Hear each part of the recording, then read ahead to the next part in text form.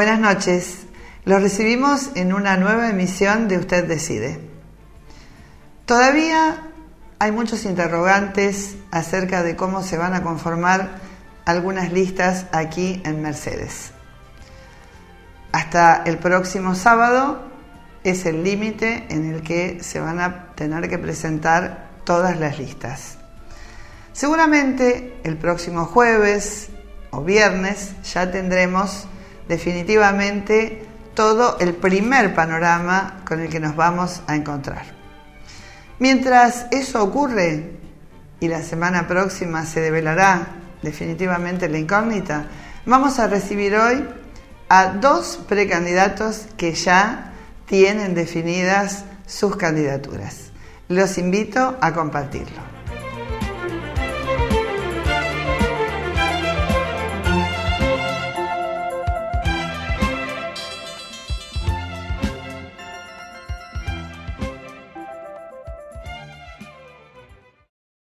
Recibimos hoy en nuestro programa a Luis Colao, con quien vamos a dialogar porque, bueno, él es uno de los precandidatos que ya están definidos. Así que vamos a ver cuál es la propuesta y qué lo llevó nuevamente a emprender esta aventura política, porque hace un tiempo que no lo veíamos en estas lides. ¿Qué tal? Buenas noches. ¿Cómo te va, Susana? Un gusto. Gracias estar por venir. Con vos, como siempre. Compartir un espacio que siempre es tan agradable con vos. Bueno, Luis, al fin tomaste la decisión de volver otra vez al ruedo. ¿Qué te llevó a esta decisión? Mirá, realmente se fueron dando algunas circunstancias que tienen que ver por ahí con situaciones políticas que uno desde los pueblos no puede manejar. El tema de la implosión de UNE ante la salida tal vez un poco intempestiva de Carrió y el radicalismo en busca del horizonte de Macri, nos hizo replantear a los partidos que quedamos en ese espacio, los partidos definidos como socialdemócratas o progresistas, tanto el GEN, el Partido Socialista, Libres del Sur, un sector de la coalición cívica, a ver de qué forma este espacio se reacomodaba y se producía un relanzamiento. En eso contamos realmente con una actitud muy valorable y muy interesante y definida de Hermes Wiener, cuando él plantea que el relanzamiento de este espacio y el nuevo posicionamiento tenía que hacerse con otra candidatura. Y plantea la posibilidad de que Margarita Stolbizer sea la candidata a presidente de este espacio. Un espacio al cual le queríamos dar una nueva impronta y le queríamos dar otra fisonomía y una fuerza, pensando que hay un sector de la comunidad que realmente en este país ve, espera y necesita de una alternativa progresista para poder definirse políticamente. Bueno, y esto se hizo así. Y al producirse esto, desde nuestro espacio, acá en Mercedes, junto con el Partido Socialista, el GEN, también tomamos la determinación que teníamos que acompañar activamente este proceso de conformación del espacio progresistas y los compañeros han decidido, o me han formulado la proposición de que yo encabece el espacio como precandidato a intendente. Asumiendo este compromiso con ellos, con el espacio, con la gente, con los vecinos, y también creyendo firmemente que hoy estamos construyendo una alternativa, no solo para ahora, sino también estamos construyendo un espacio necesario en la política argentina, que tenga que ver con ideas, con valores, que hoy pareciera, de acuerdo al devenir, y lo hablábamos hace un ratito fuera de cámara también, pareciera que hoy la política termina siendo un poco que si estoy, que si no estoy, el marketing o la encuesta. Corriendo nosotros, de lugar según la conveniencia. Exacto, esa eterna calecita donde ver dónde me bajo porque es todo lo mismo. Bueno, nosotros creemos que este espacio viene a ocupar un lugar necesario en la política, que son las ideas de la socialdemocracia, el socialismo, la centroizquierda, como más o menos el espacio programático que uno busca. Y desde ese punto de vista, nosotros tenemos dos líneas generales que hemos trabajado, tanto en el orden nacional como en el orden local, y hemos formulado ya propuestas concretas que estamos conversando con los vecinos, haciéndolas conocer, y en próximos días ya con el formal lanzamiento de lo que va a ser nuestra campaña electoral y nuestras listas de concejales. Claro, porque los tiempos se acortan y ya este fin de semana tiene que quedar todo definido, por lo menos para las PASO. Claro, igual va a correr mucha agua abajo del puente, sí. Todavía, Susana. Vos fijate que... Creo que nunca un año electoral tan atípico como este. Claro, porque... De tantos vaivenes, ¿no? Exacto, porque vos fijate que en definitiva el problema sigue siendo el mismo, la falta de política. Es un problema de falta de política porque vos no podés armar y desarmar espacios, estar hoy acá, mañana allá. Por eso nosotros confiamos mucho en nuestro espacio, en la fuerza, en la candidatura de Margarita, en la de Jaime Linares, porque le venimos a traer a la política algo que parece que está ausente, que es la coherencia.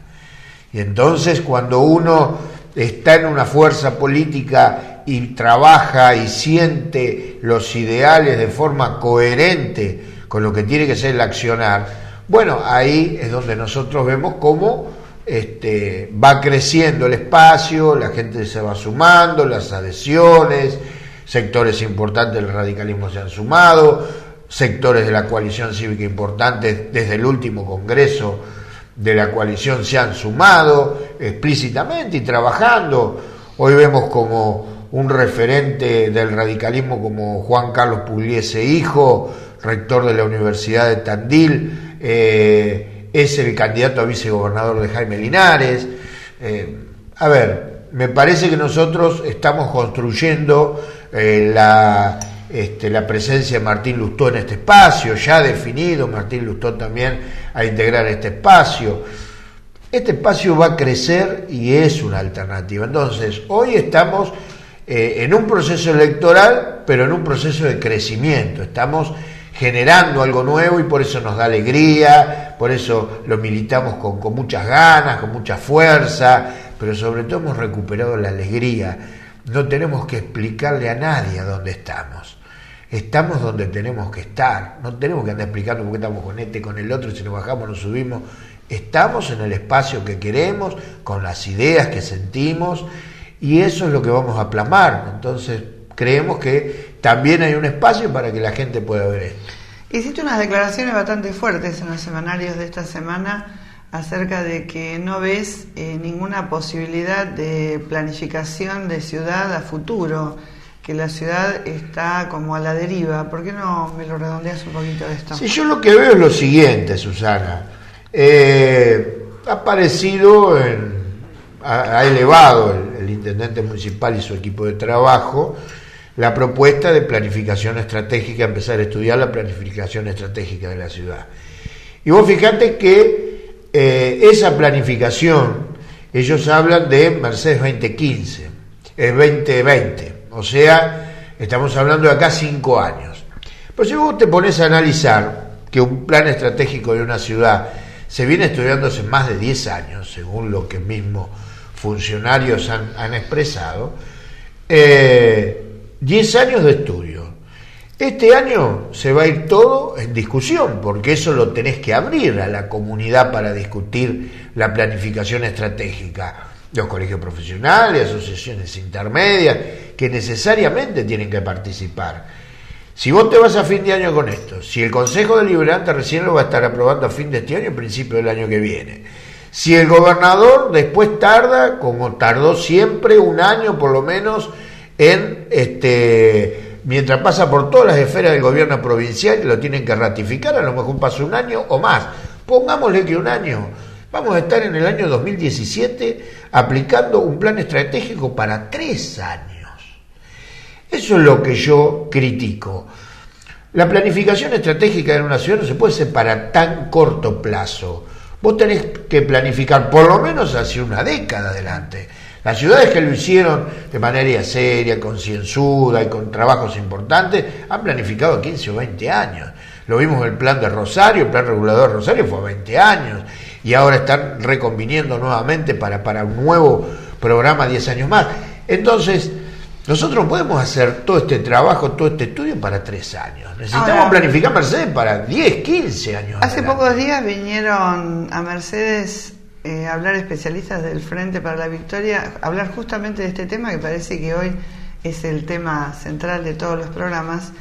Y hubo una ponencia de un profesor que me llamó mucho la atención, que hablaba de que las planificaciones no se deben hacer en soledad, en el despacho de un intendente o en un grupo que se va a presentar para ser intendente, sin que tenga la participación del vecino, pero una participación que no sea una participación de estas, yo te diría demagógicas, sino que sea una participación real, porque el vecino también es el que vive en la ciudad, y las ciudades de hoy no son las ciudades de hace 20 años atrás o de 50, requieren de otra dinámica, y realmente la cuestión de las ciudades va a ser cada vez más importante, porque está comprobado que la vida se da en las ciudades, que cada vez las ciudades tienen mayor cantidad de habitantes. Entonces, digo, hacer un proyecto de acá a 5 años a mí me parece muy pobre. Creo y coincido con vos en que por lo menos uno tiene que planificar de acá a 20 años como mínimo, porque te lo decía el otro día cuando hablábamos por la radio, ¿no? Nosotros estamos hoy viviendo en una ciudad que la planearon algunos hace 100 años y todavía seguimos utilizándola. Esa gente planificó de verdad. Y no planificó para ella, ni para ver cómo llegaba a la intendencia. Planificó pensando en sus hijos, en sus nietos, en lo que vendría, ¿no? Ese es un poco el concepto que nosotros estamos marcando. Vos fijate que yo digo en la nota que la ciudad es demasiado importante para dejar en las manos de los tecnócratas. Claro. Y creo que es así. Nosotros tenemos experiencias, por ejemplo, de lo que fue la planificación estratégica de Bahía Blanca, que se hizo a 20 años, siendo intendente de Bahía Blanca Jaime Linares, que es nuestro actual candidato a gobernador. Bueno, ahí se tomó la metodología que es la que nosotros también venimos proponiendo, pero no de ahora, siempre la propusimos, que es que se empieza en la discusión de las asambleas barriales. Vos empezás a discutir la planificación de la ciudad en las asambleas barriales, luego también con la participación de los colegios profesionales, las asociaciones intermedias, los cultos, o sea, toda la ciudad, porque el concepto que también queremos volcar es un concepto más abarcativo, si no es una élite que decide. Bueno, nosotros queremos que la gente tiene que participar en toda esta discusión, por eso te digo que es una cosa mucho más amplia, abarcativa, generosa, en cuanto a poder definir los ejes centrales, porque vos tenés que discutir no la traza de una ciudad, que eso es una parte, te diría, chica, pero vos tenés que discutir desde el tema social, el tema de las políticas de tierras, el tema de los servicios, la política fiscal de la ciudad, la matriz económica de la ciudad, los fomentos e incentivos que vas a dar para que determinados lugares crezcan de una manera determinada, a dónde y hacia dónde van a ir los servicios, todo hacia el contexto de planificar la ciudad, porque vos cuando planificás la ciudad no es un sentido economicista o un sentido meramente de traza o urbanístico. Lo urbanístico forma parte de una cosa más global, por eso nosotros hablamos siempre de comunidad más que de ciudad. A nosotros nos gusta usar el término comunidad, que es la unidad de comunes. Entonces, si Mercedes, lo primero que tenemos que hacer es abrir esos canales de participación y con la gente discutiendo cuál es la perspectiva que ven, los jóvenes, cuáles son las carencias de trabajo. Mercedes posicionado en el corredor oeste, tercer, cuarto cordón del conurbano, los núcleos ferroviarios, los núcleos de ruta, cuál es la perspectiva económica y desarrollo de Mercedes, qué vamos a hacer con la educación, o sea, la planificación de una ciudad. Bueno, es mucho más importante, por eso te digo que coincido plenamente, y yo lo he planteado también en esta nota y siempre, que la ciudad es demasiado importante para dejársela a 3 o 4 personas, por mejor buena voluntad que tengan y por mayor capacidad que tengan. Esto claro. No funciona así. Bueno, tocaste un tema importante. Justamente hace pocos días vino a mis manos una encuesta que se había llevado adelante, donde en Mercedes todavía en el siglo XXI hay 3.000 analfabetos. Somos 70.000 habitantes claro. Y tenemos 3.000 analfabetos. ¿Qué proyecto tienen ustedes para esto? Porque en general los políticos me hablan poco de la educación, y cuando les pregunto sobre la educación me hablan de los edificios, de cómo llegar al colegio, de las aulas, pero no me hablan del contenido. Yo entiendo, ¿no?, que no todo el mundo tiene por qué hablar de contenidos, tendrán sus equipos, pero digo, así en lo macro, ¿no es una vergüenza que Mercedes todavía tenga 3.000 analfabetos en pleno siglo XXI, siendo 70.000 habitantes? Lo que es una vergüenza es la educación en el país. Lo que es una vergüenza es la educación en el país. A ver, nuestro país ha perdido de calidad educativa, bueno, vos lo sabés muy bien, la calidad educativa que ha perdido nuestro país, pero para recuperar eso, por ejemplo, hoy tendríamos que estar con doble escolaridad. Hay una ley de cumplimiento de doble escolaridad que no se hizo.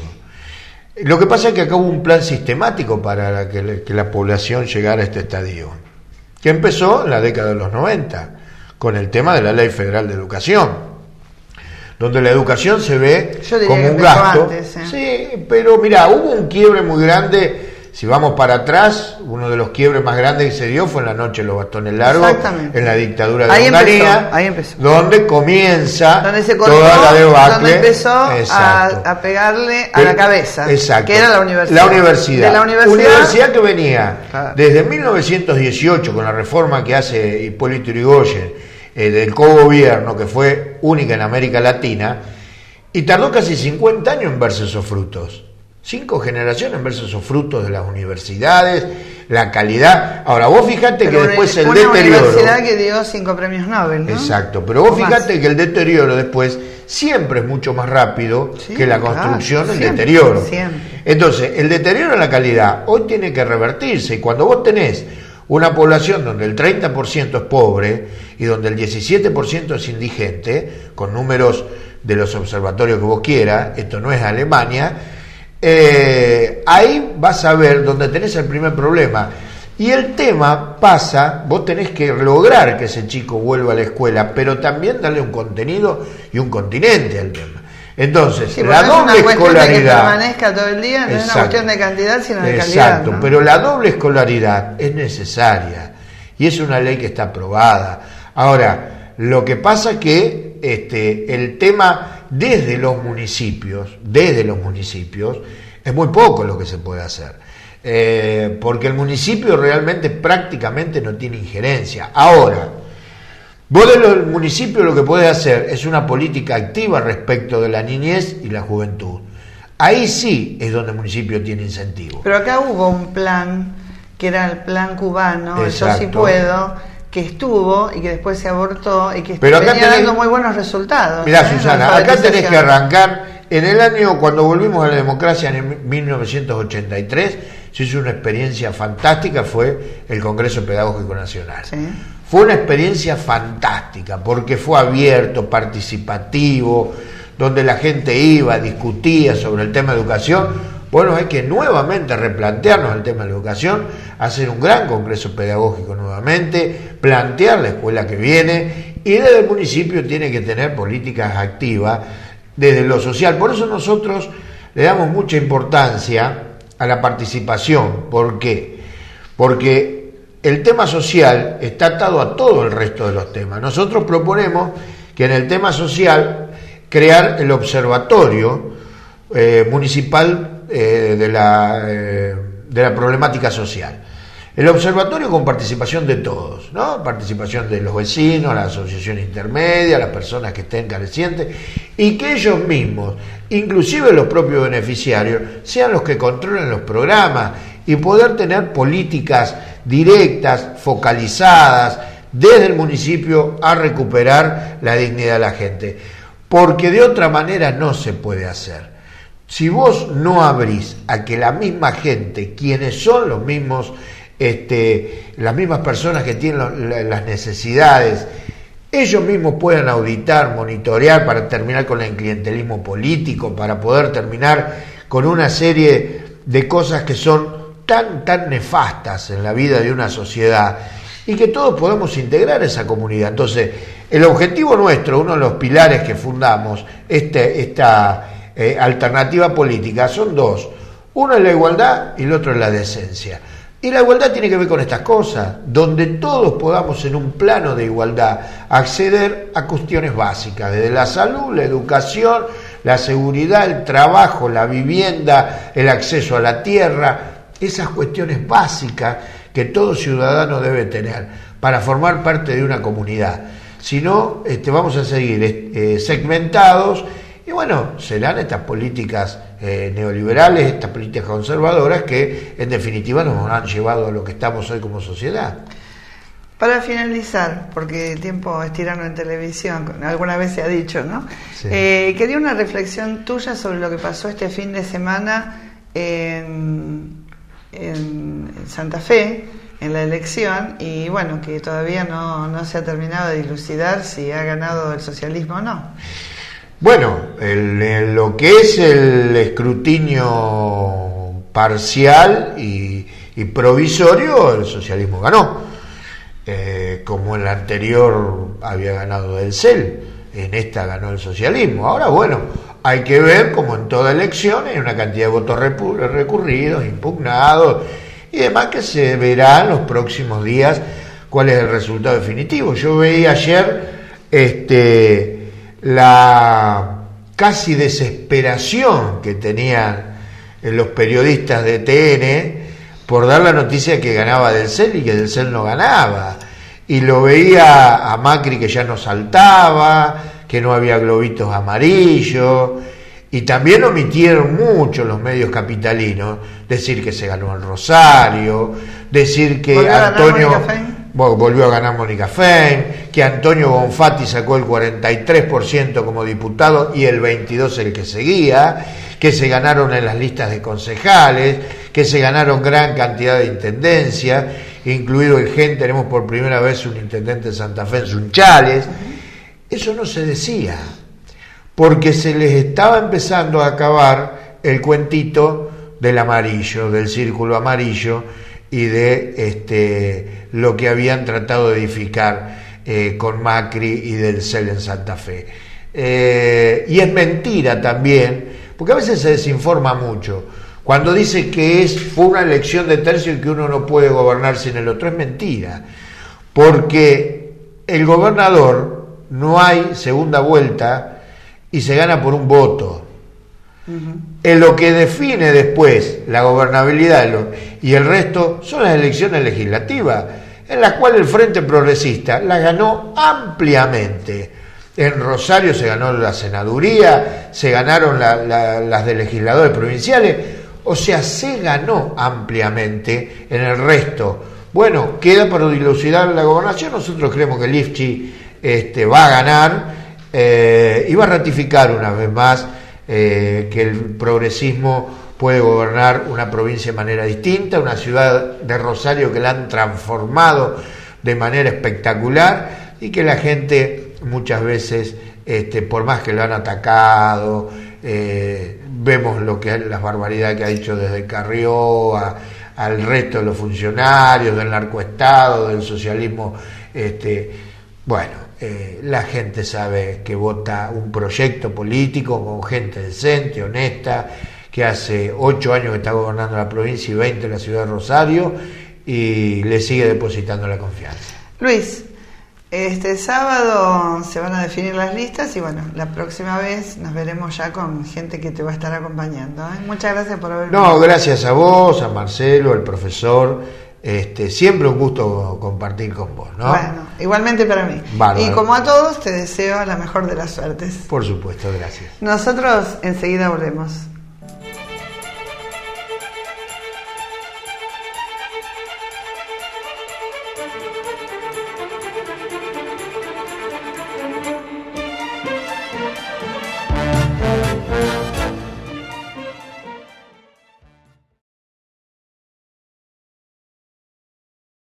Vitagraph. Imprimimos todo lo que usted necesita.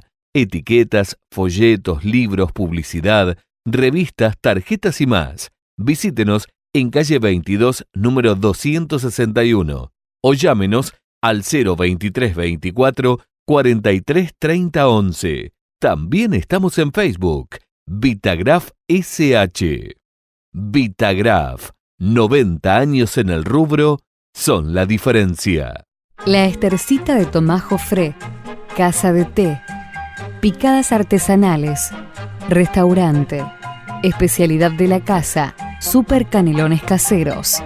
Reservas al 011 15 67 18 33 12.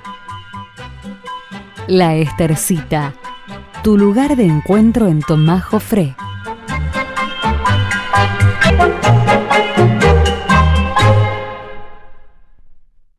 Sociedad Italiana de Socorros Mutuos de Mercedes, 144 años al servicio de la comunidad.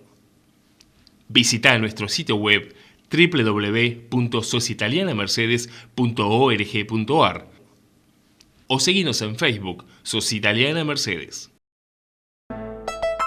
La Casona de Tomás Jofré. Especialidades en pastas y parrillas, lechones y costillares al asador. Los esperamos de lunes a domingos al mediodía y los viernes y sábados también por la noche.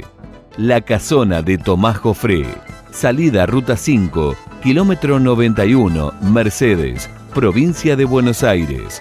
Reservas de 10 a 20 al 02324 1541 45 45 o al 02324 43 26 75.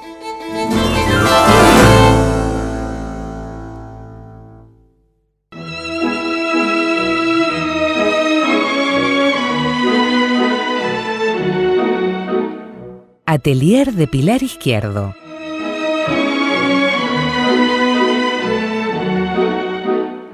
Modelos exclusivos y diseños propios de alta costura para novias, fiestas y 15 años. Calle 35, número 681. Teléfono 011 1521 55 79 75. Pilar Izquierdo, Madrid, Buenos Aires, Mercedes.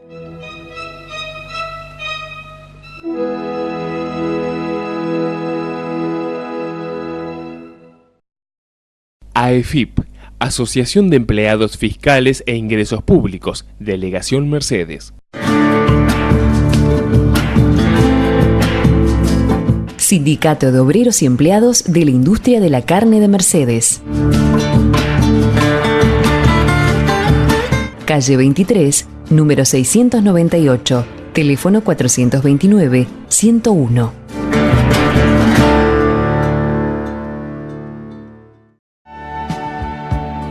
Salón de Peluquería Beto Bondanza. Reserva de turnos al 42 51 67.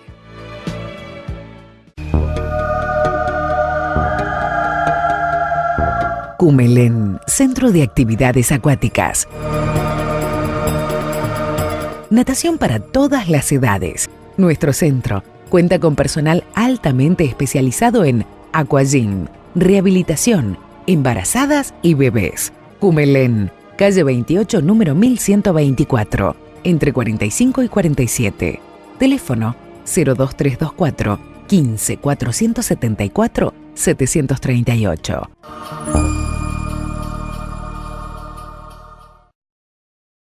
Bar y Confitería El Cabildo, una esquina con historia en avenida 29 y 26. El Cabildo, buenos momentos para buenos amigos.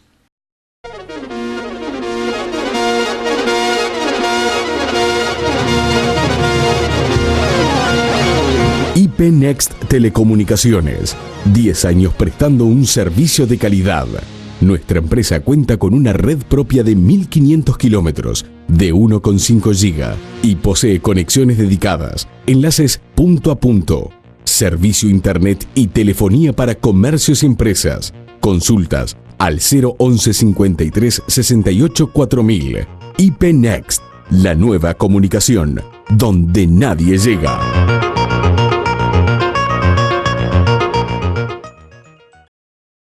Florería Chico, más de un siglo junto a los mercedinos. Ramos y tocados en flores naturales. Visítenos en calle 27, número 290. Teléfono 02324 42 23 94. Florería Chico, trayectoria y buen gusto. Gran Hotel Mercedes, 50 años de tradición y experiencia. Los esperamos en Avenida 16, número 690.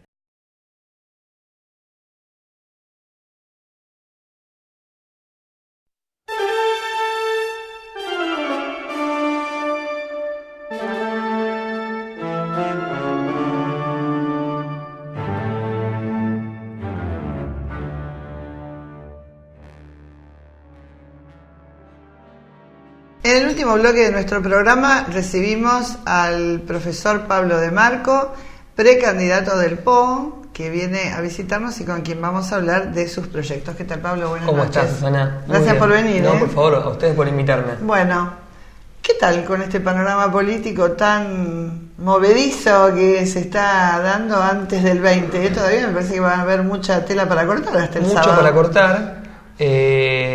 Como una primera conclusión habría que decir, o como un elemento disparador para el debate, es que esa idea de que Massa era distinto a Macri y a los Kirchner, bueno, se derrumbó porque todos los masistas terminaron reciclados o en un lado o en el otro.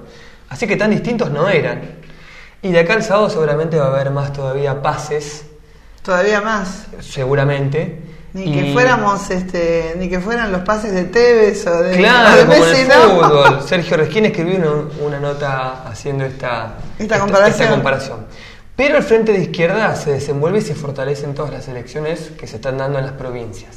Y se fortalece como un bloque político que es el receptor de los intereses de los trabajadores. Y esto es muy importante, porque nos está dando una presencia a nivel nacional homogénea, algo que no había sucedido nunca en la historia de nuestro país, que un frente de estas características, socialistas, de izquierda, con referentes del movimiento obrero, bueno, tengan una presencia tan importante.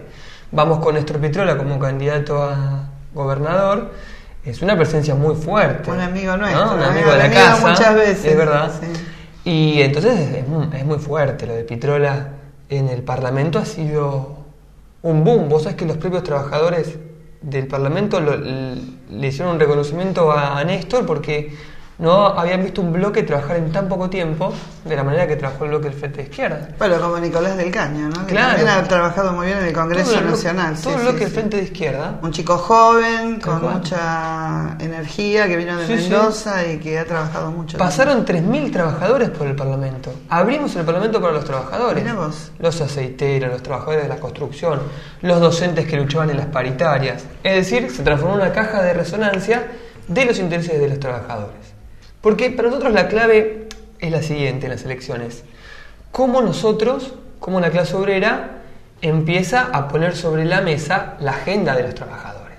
Porque si no estamos discutiendo la agenda siempre de los poderosos, ¿no?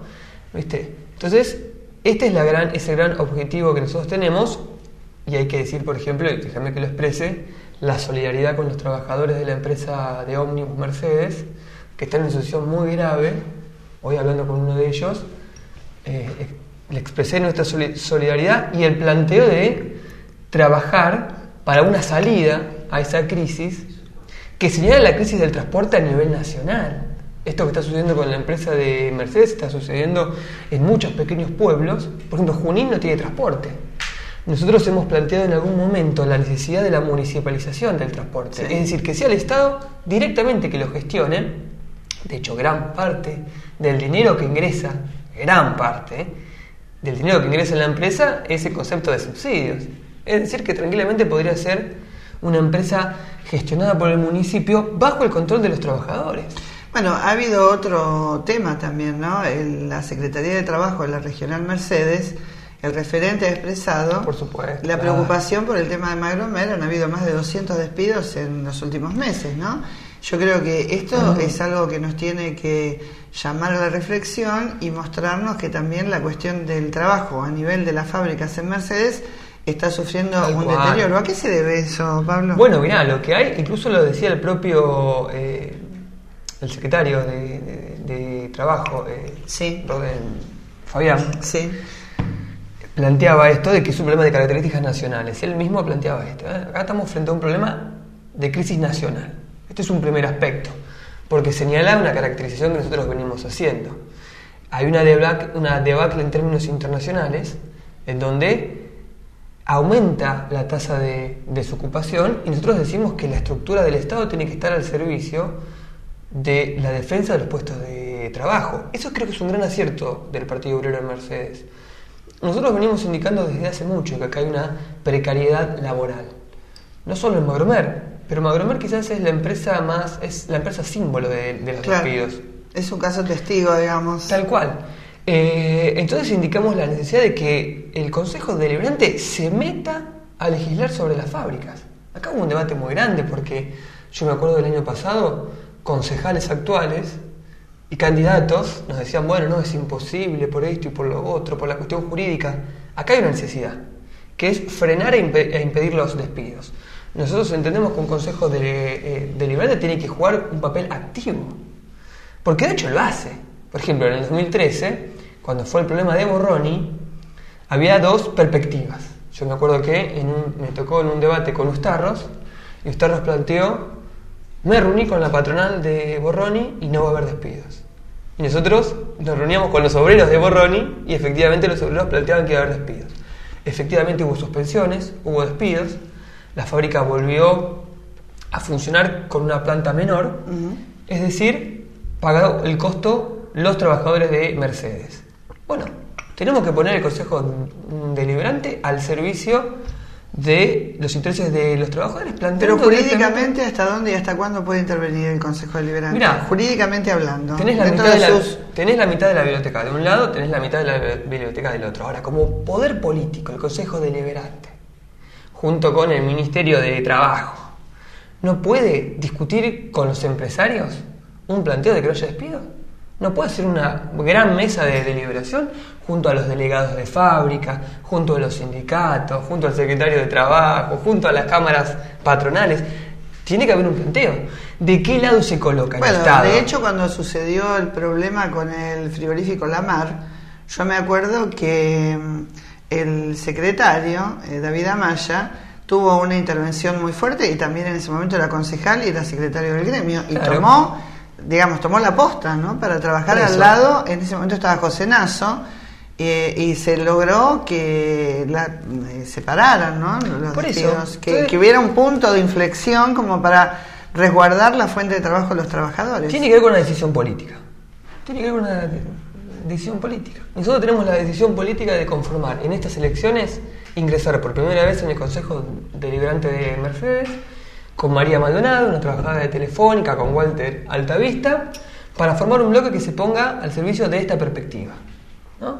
Entonces, me parece que esa es la clave de nuestra campaña, empezar a constituir la agenda de los trabajadores de Mercedes. Y un punto fundamental fue la cuestión del trabajo y de la precariedad laboral, porque uno de los puntos en Magromer es que muchos trabajadores son tercerizados.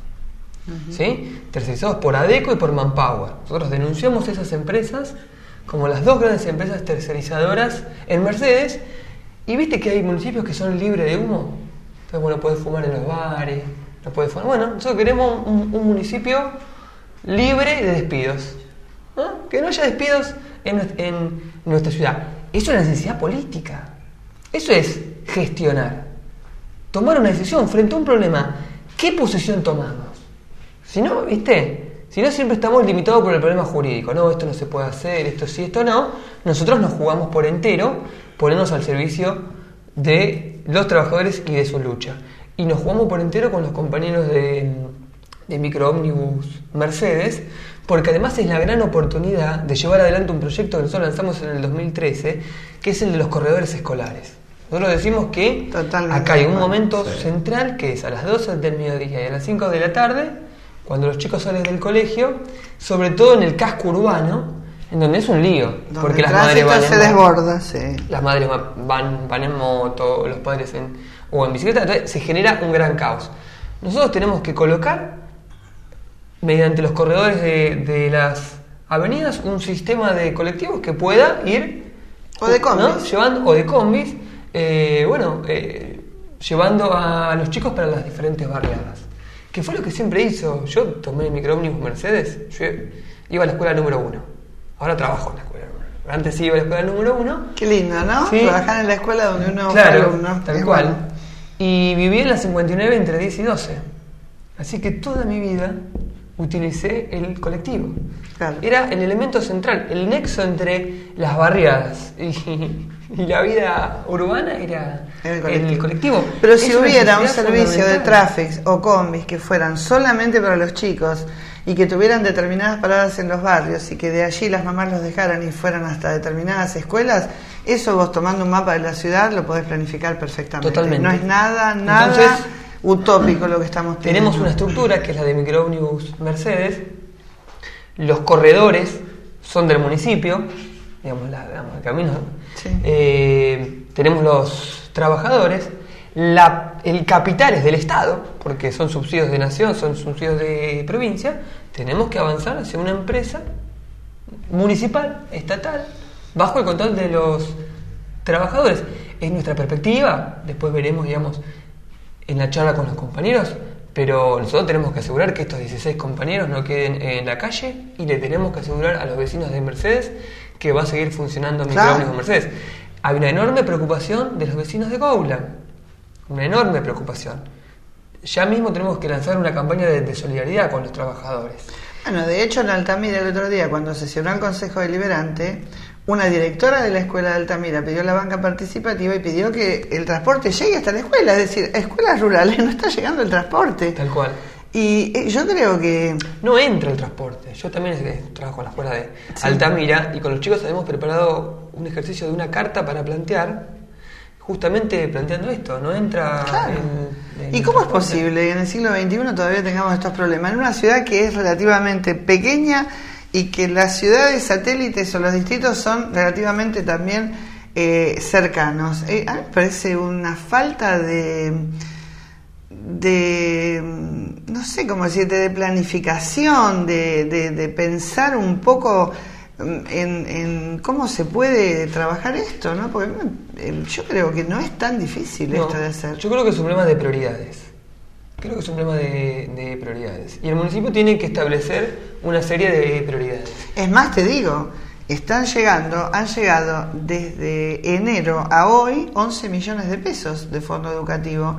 ¿Por qué parte de ese fondo educativo no se puede poner por lo menos para una parte de los transportes, si el fondo educativo llega durante todo el año, no para en las vacaciones, y este año ese fondo educativo se ha duplicado? Qué bueno que tengas ese dato porque desapareció la página de internet donde estaba ese dato. O sea que había una página donde estaba todo el fondo educativo de toda la provincia de Buenos Aires, por lo menos, ciudad por ciudad. Sí. Y desapareció.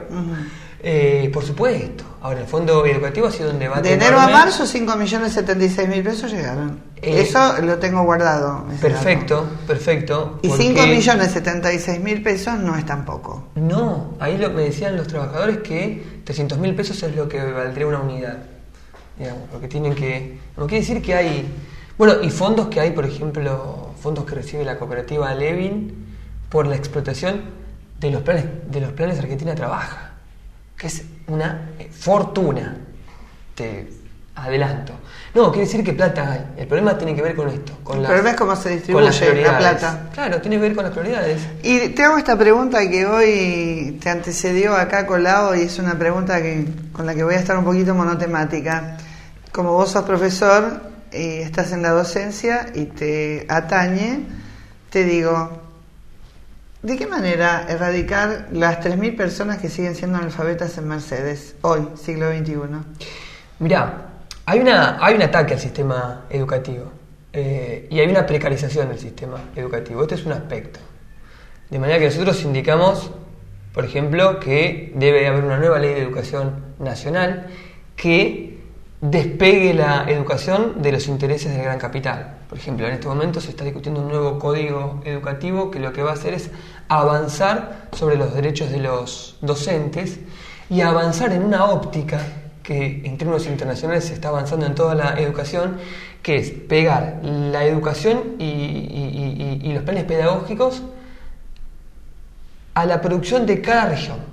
Esto para nosotros es terrible porque no se plantea la perspectiva de la educación como una herramienta de avance en términos individuales, de desarrollo cognitivo, sino que y como una herramienta de cambio social, que es la única que puede salvar a determinadas personas en determinados lugares carenciados. Te indico algo, en los institutos terciarios se avanzó en eliminar horas dentro de los programas de materias específicas. Claro, seguramente o sea lengua que y matemática. Es muy probable, pero además historia, por ejemplo. Claro, bueno, historia. Entonces, hace rato que la historia se viene atacando. Desde que yo trabajaba en Mendoza en los institutos terciarios, se había rebajado la parte de historia y la parte de geografía. Por eso, entonces hay una precarización educativa en términos generales. Esto es un aspecto que nosotros queremos denunciar.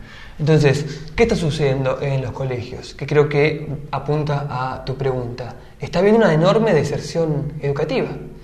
Punto número 1, todos estos sistemas de contención de los pibes en los colegios fracasaron todos. Acá hay que redefinir esa óptica. Tenemos cursos donde de principios de año hasta ahora tenemos 50% de deserción.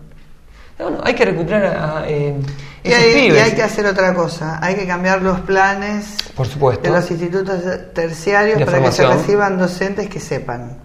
Por eso hay que sepan historia, que sepan lengua, que sepan matemática, porque se han recibido muchos que no saben nada. Por eso hay que democratizar los institutos terciarios. Claro. ¿No? Nosotros estamos planteando... De hecho, acá en Mercedes tenemos una gran vergüenza, ¿no? El otro día lo charlábamos con Juan Carlos Benítez. El Instituto 7 tiene donado el terreno y no está hecho el edificio. Claro, ahí están los estudiantes, los compañeros hacinados nuestros de la UJS en el instituto terciario empezaron a hacer una junta de firma para empezar a reactivar la lucha. Porque cuando uno habla de los doctores, uno dice, no, los médicos tienen que, para que trabajen bien, digamos, tienen que estar bien pagos porque cuidan la salud. Y los docentes también, somos profesionales, somos los que estamos formando las generaciones futuras. Sí. Y tenemos compañeros que están trabajando más de 10 horas diarias. Yo te puedo asegurar que es imposible después corregir, planificar, digamos, ¿no? Hay compañeros que trabajan en primaria con 3 turnos. Conocer a los alumnos que tenés. Imposible. Porque ya terminan siendo un número y no una persona. Y tenemos un sistema que es el Plan Fines, que intenta hacer un parche, porque los compañeros que están trabajando están de manera precarizada y se acota en muy pocos días de enseñanza y lo que debería ser. Y los contenidos son por eso, entonces, favorosos. Nosotros planteamos, por ejemplo, que todos esos compañeros que están en el plan Fines deberían pasar a la planta permanente de Dirección de Cultura de Cultura y Educación, tendrían que estar bajo el estatuto y tendríamos que avanzar a que estén en el sistema de adultos. Pero también habría que revisar el plan del Fines, ¿eh? Sí, claro, por eso hay que modificarlo. El plan del Fines es bastante discutible para mi gusto. Porque se acota en menos de un tercio de tiempo lo que en el CENS damos en todo un año. Claro, no, y aparte los contenidos son de escaso para abajo, ¿no? También. Por eso, entonces tiene que haber todo un debate. Nosotros planteamos eso, no solo el gobierno lo ha hecho con el plan Fines, que es una especie de competencia con el secundario. Porque al principio lo han planteado, pero lo interesante es que lo han planteado como una especie de salida, digamos, a un problema puntual, ¿no? Que nace como un sistema para los planes Argentina Trabaja, pero después se estandarizó y se masificó, digamos. Lo mismo que los planes Argentina Trabaja, lo habían planteado como una situación de cooperativa, digamos, ¿viste? Que eran buenos. Y termina siendo permanente. ¿Por qué? Porque lo que avanza es la desocupación. Entonces avanzamos a un sistema laboral donde el trabajo es precarizado, donde no hay trabajo permanente y se empieza a reemplazar con los Argentina Trabaja. Esto es un dato. Lo mismo pasa con educación, en donde se empieza a reemplazar el sistema educativo secundario por los planes Fines. Queremos advertir esto porque es uno de los puntos de lucha del movimiento docente y es un punto de lucha del Frente de Izquierda. El Frente de Izquierda de la provincia de Buenos Aires planteó la necesidad del inmediato cobro de los trabajadores de la educación que incluso tenían 3 meses adeudados. Es decir, que pusimos el bloque político del Frente de Izquierda al servicio de la necesidad de los trabajadores de la educación. Este es el método que nosotros tenemos de trabajo, tratar de generar la agenda propia de los trabajadores en los consejos deliberantes, en la Cámara de Diputados de la provincia y en la Cámara de Diputados a nivel nacional. Además del tema del trabajo y del tema de la educación, ¿qué otra cosa te preocupa o es algo sobre lo que pondrías el acento de acceder a la intendencia? Mira, la cuestión de obra pública nosotros la venimos trabajando con la cuestión de viviendas. Es un punto fundamental, a lo que también tenemos que decir, la cuestión de las inundaciones demostró un municipio que no está preparado para la lluvia, porque tampoco es una catástrofe, ¿no es cierto?, de gran magnitud. Nosotros hicimos una serie de señalamientos en su momento con la movilización de los vecinos, que tiene que ver, por ejemplo, con las construcciones clandestinas y privadas que se desenvuelven alrededor de la ribera, incluso con los canales clandestinos de desagüe de los campos de soja, ¿no es cierto? Y señalamos la necesidad de poner todas las tierras en desuso al servicio de un gran plan de obras públicas. Por ejemplo, el banco de tierras es algo que hay que poner en funcionamiento de manera inmediata, y tenemos que hacer un censo de los vecinos que están sin vivienda. Esto es un punto fundamental. Me preocupa mucho la cuestión también de los alquileres. Yo creo que el municipio tiene que intervenir. Hay una ley nacional, estamos tratando de ahondar un poco en este tema, pero hay una enorme especulación. Nosotros lo ilustramos de la siguiente forma: acá hay 10 personas que tienen el 60% del negocio inmobiliario. O sea, que monopolizan es una especie de trusts inmobiliario en donde son los que colocan el precio. Si vos ves, por ejemplo, el precio de los alquileres es altísimo, sí. Y esto genera una enorme crisis. Por supuesto que un plan de construcción de viviendas también obligaría a bajar el precio. Pero también entendemos que un bloque de concejales tiene que meterse en la discusión del precio de los alquileres. Es un punto, pero nosotros decimos que hay que avanzar en un plan de obras públicas, de construcción de viviendas, desligando las empresas privadas. Detrás del negocio de la relación entre empresas privadas y Estado, en el medio hay un enorme negociado. Este gobierno ha hecho un enorme negociado con la obra pública. Decimos que tiene que ser llevado a cabo por el propio municipio, bajo la gestión y bajo el control de los propios vecinos. La comisión de los propios vecinos, con la necesidad de la vivienda, puede resolver el problema, como lo demostraron en Gowland y en Agote, donde los vecinos ya están construyendo a ladrillo y cemento, y donde hicieron la apertura de calles y estamos esperando que baje la luz, ¿no? Es un ejemplo de autogestión. Bueno, ahora, ¿qué tiene que hacer el municipio? Tiene que tomar una decisión. O se pone del lado de los especuladores inmobiliarios, o se pone del lado de los trabajadores y de la necesidad del pueblo. Nosotros queremos terciar en ese debate para empujar al municipio y al presupuesto para ponerlo al lado de los trabajadores.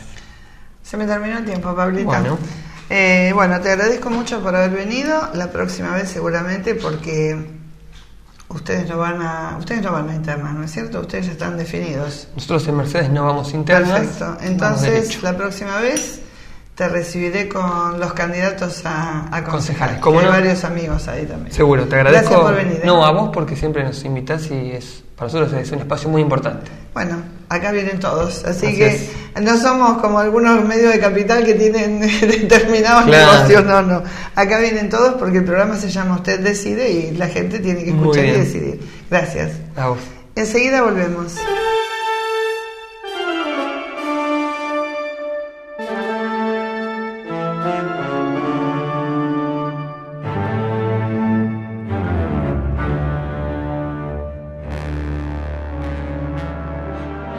Esto ha sido todo por hoy. Seguramente la semana próxima tendremos más novedades. Y recuerde, usted está empezando a decidir. Muchas gracias. Buenas noches.